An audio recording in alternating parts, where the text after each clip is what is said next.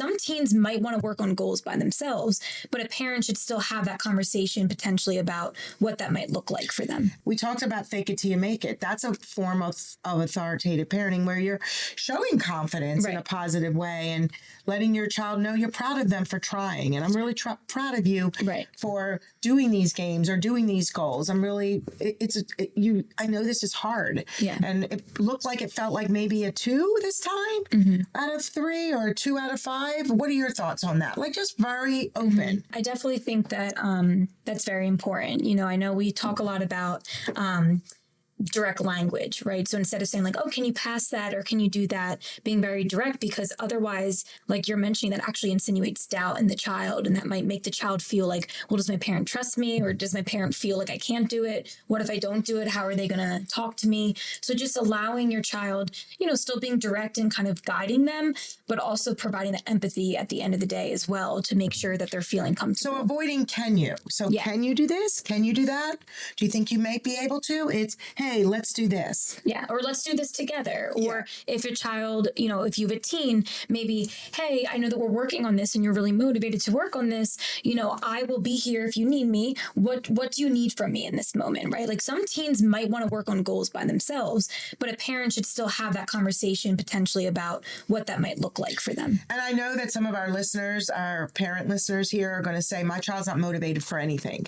And my child won't do any of these goals. And that's where we talk about silent goals. Right. That's the way you talk to your child. It's how you set up the situation. It's how you bring them into the social communication opportunity, the selective mutism triangle. And we can put that as a resource in this. No, definitely. And, you know, we're saying a lot of these things very generally, but of course, everything's very individualized. So yeah, there are some kids that if they have a really, really, really high expectation, and this could be a whole other podcast, but that is where silent goals are really, really helpful, because that's where parents and teachers can kind of like facilitate the world around them without them kind of having that high expectation. Right. So in other words, I'm not going to be like, hey, let's we do hand over, take over for social engagement, but we're not like, well, just point. We don't suggest pointing. We bring them into the social communication opportunity by the way we question, when we question, how we question, where we question, the different goals we do, the games, whatever it is we're doing. There's a million things. As I say, I feel like I have a million terabytes or gigabytes of information. You definitely do. But it's how you put it together, and it's how you talk to your child. So I think mirroring back your child's emotions is another aspect I'd like to talk about, where you validate them. So some examples of that are like, hey, I noticed when we went to the wedding, it took you a little bit longer. That's okay. It took me a little longer too. And maybe and kind of validating, that could have been a little scary. It could have been a little hard, especially when, Uncle Sam came right up to you and started telling you right away, like, hey, are you going to talk to me today? That's pretty frustrating. And kind of mirroring kind of how your child felt. Any examples that you can think about in terms of listening and validating and mirroring back your child's feelings, any situation? I think that's a great example. I'm also thinking back to I know it's mid-September, so just back to school. Maybe a child is feeling very hesitant or very nervous about going back to school, and kind of noticing maybe some of their body language and just mirroring to them kind of that positive kind of affect of, it's okay to feel a little bit nervous. We're in the beginning of the school year, but, each day we go in, I'm noticing that we're feeling a little bit more comfortable. Like, let's keep trying, or you're doing an amazing job. Like, what are things that might make you feel more comfortable? Maybe we'll go to school 15 minutes early just to kind of sit in the parking lot and kind of validate that it's totally normal to feel a little bit nervous in the beginning of a school year. So one of the things I'd want our listeners to think about is, what are some additional ways or situations that may be coming up that you might anticipate some anxiety, where you could validate them? Or what were some situations in the last few weeks where you're like, oh, I could have been a little bit more supportive of their feelings, rather than either kind of, hey, listen, pull your bootstraps up and just, you can do it, go do it, without realizing they could be a little scared. I learned this really early on, many years ago. You were just like so big, but where I had it was an 8-year-old boy, and I'll never forget, we were working on the interview process, questions and answers, where he would interview people, and he loved it. He was like this, took his clipboard wherever he went. And we're sitting in session and the parent said, oh, this is really easy for Oscar. He can absolutely do this. This isn't a problem. I don't know why he needs to do interviews. And Oscar just had this look of fear on his face. And I said, well, wait, the question answer process helps because when they're doing, and I explained the value of the interview process and how that kind of gets their motor going and based on the stage that they're at. And Oscar rated it as a 5 out of 5. And actually he was one that would divide things up. And so instead of 0 to 1, it was 0 to a quarter to a half to 3/4. And he actually, with some of the questions, was like 100. And so mom was like, almost frustrated with Oscar that it was hard for him. And I said, look, we need to trust Oscar here. Let's kind of bridge down a little, get him started. Maybe he finishes a sentence with you in the beginning. And Oscar rated that as a 2. And so that's how he started. And he did so well, so quickly, and was rating and grading his feelings and realized he could do it, that he started reading the questions to Uncle Bill and Aunt Sally at the next family function that he chose that he wanted to do this with.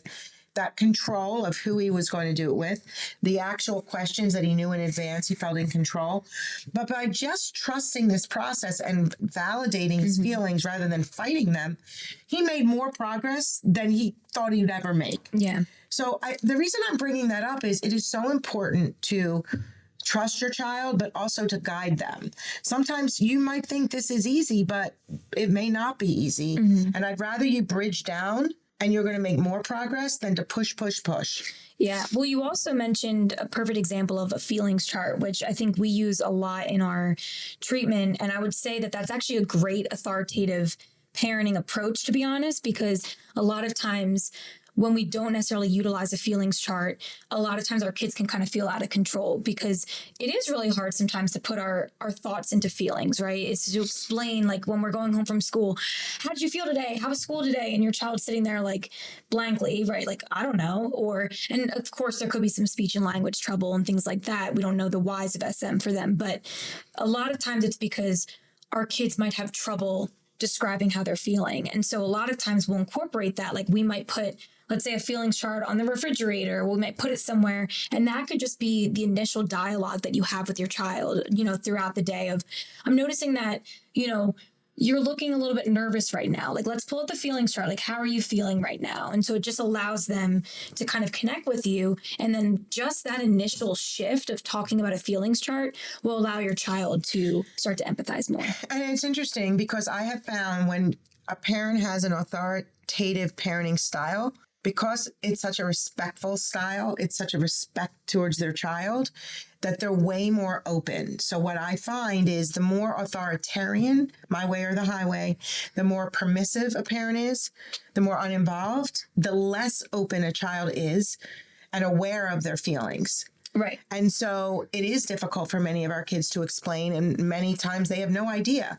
So having means to express their feelings, we use that numerical value feelings chart because it helps us plan our goals and helps the child realize like what it felt like before I did this game or goal and what it feels like if I had to do it again is a very cognitive behavioral approach, a CBT. But any way to help them just get used to expressing their feelings through feelings journals, music, art. This helps them with their feelings and validating their feelings. So I think we've talked a lot about this, and I'm hoping our listeners are gaining some gaining understanding from this. And you mentioned modeling, and I think the feelings chart, and again, feelings chart could actually be also its own podcast because I think a lot of people, once they really understand what it is, they recognize like the importance of it. But I do think that modeling and saying maybe initially like, oh, I was feeling like a 4 out of 5 on my feelings chart when we first walked in. But then when I left, I know that I started feeling more like a 2 out of 5 and then asking the child. I love that you're bringing up, this could be another podcast because we're always looking for topics and we could do a whole episode on the feelings chart. Yeah, I say that too because I think you and I are very known to go on tangents and I want to stick with the parenting. So I'm like, oh wait, this is a great idea, but let's kind of keep within the kind of frame. I wonder where you got that from, kind of going off on tangents. Well, you. Okay.